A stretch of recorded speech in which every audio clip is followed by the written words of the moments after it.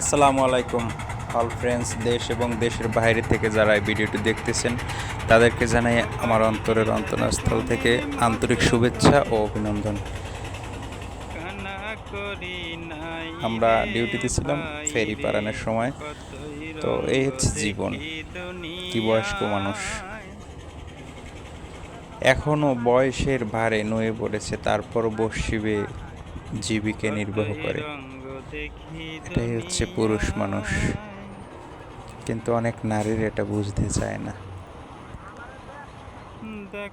এই জিনিসটা আসলেই আমার মনকে নাড়া দেয় যে আসলে আমরা কত না কষ্ট করি ছেলে মেয়ে, স্ত্রী, আত্মীয় স্বজন তাদের একটু ভালো রাখার জন্য।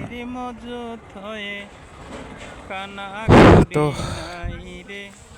এটাই হচ্ছে আমাদের জীবন। আল্লাহ পাক কারে কোন সময় কিভাবে রাখে